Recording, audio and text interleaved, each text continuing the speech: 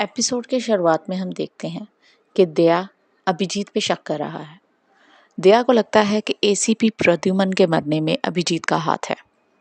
अब एक नया ट्विस्ट जो आई गैंग ने छोड़ दिया, उसके हिसाब से इन सब में से एक गद्दार है। अब जाहिर सी बात है, पुराने ऑफिसर्स में ही कोई एक गद्दार निकलने वाला है, इसीलिए ही दया को अभिजीत पे शक होता है। यही नहीं, दया सब पे शक कर रहा है। अभी के लिए दिखाया जाता है कि दया ये कहता है अभिजीत को कि उसने 2 मर्डर किए हैं। अभिजीत कहता है कि वो एसीपी अंशुमान की वजह से उस पर शक कर रहा, लेकिन एसीपी कहता है कि वो नज़र रख रहा था दया के कहने पर अभिजीत पे।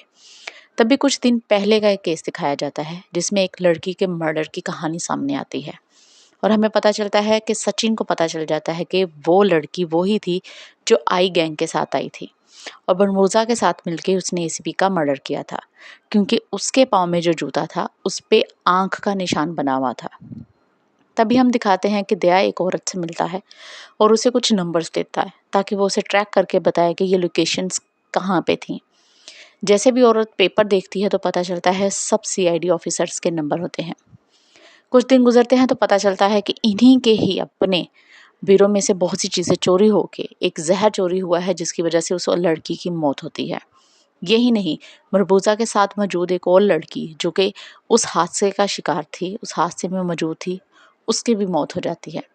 इसके बाद पता चलता है कि जिस जिस जगह पे मर्डर हुआ है वहाँ पे अभिजीत ज़रूर पहुँचता है। जैसे ही दया को ये पता चलता है, दया अभिजीत के घर भी आता है और उससे पूछता है कि वो इतने दिन कहाँ था। तब अभिजीत उसे बताता है कि वो अपनी बेटी से मिलने के लिए गया हुआ था, लेकिन क्या वो गोवा पहुंचा था या नहीं, यही बात अभी तक दया को परेशान करती है। दया एसीपी के पास जाता है और उसे हेल्प लेता है और उसे कहता है कि आप मेरी मदद करें, मुझे पता होना चाहिए कि मेरा दोस्त कहाँ पे था। दूसरी तरफ एसीपी बड़ा हैरान होता है कि प्रद्युमन के 2 शेर एक दूसरे पे शक भी करते हैं। दूसरी तरफ हमें दिखाया जाता है कि अभिजीत और दया के बीच में जंग छिड़ चुकी है। जैसे ही दया अभिजीत के घर आता है तो अभिजीत उसे बताता है कि उसे कुछ भी याद नहीं।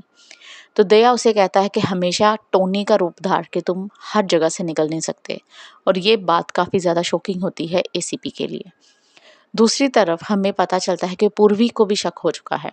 पूर्वी को पता चलता है कि दया ने ही एक औरत को सब कुछ दिया थे, नंबर सबके, ताकि वो सबके बारे में पता कर सके, क्योंकि अब उस औरत की भी मौत हो जाती है। उसका इल्ज़ाम भी अब जाता है अभिजीत पे, क्योंकि उसके मर्डर स्पॉट पे भी अभिजीत के निशान मौजूद थे। अब अभिजीत ही गुनहगार है, इसका कैसे पता लगाया जाए? इसके लिए एसीपी और दया मिलकर प्लान बनाते हैं, क्योंकि जब भी अभिजीत के अंदर के टोनी को जगाना होता है, उसके बारे में सिर्फ और सिर्फ दया को पता होता है। वो एक कॉल करते हैं जिसके बाद हमें दिखाई देता है कि अभिजीत बिल्कुल नॉर्मल खड़ा अपने टोनी वाले रूप में आता है और वो दया पे हमला करने के लिए उसके घर पहुंच जाता है, लेकिन दया किसी भी तरीके से खुद को बचा लेता है। अब इन्वेस्टिगेशन रूम दिखाया जाता है जिसमें दया, पूरे सीआईडी ऑफिसर्स और एसीपी भी खड़ा है। इन्वेस्टिगेशन में पता चलता है कि अभिजीत कहीं पे भी सुराग नहीं छोड़ रहा। एक तरफ वो कहता है कि वो गोवा में था, लेकिन एग्जैक्ट वो कहाँ पे था वो सबूत नहीं दे पाता। दूसरी तरफ हम देखते हैं पूरी सीआईडी काफ़ी ज़्यादा परेशान हो जाती है। एक तरफ दया अभिजीत से इन्वेस्टिगेट करता है, दूसरी तरफ अभिजीत भी ज़्यादा गुस्से में आ जाता है। तभी हमें दिखाया जाता है कि किसी भी तरीके से पूर्वी और उसके साथी मिलके अभिजीत को क्लीन चिट दिलवा देते हैं। लेकिन जैसे ही एपिसोड का ख़त्म होने वाला होता है, हम देखते हैं कि अभिजीत ही वो गुनहगार है।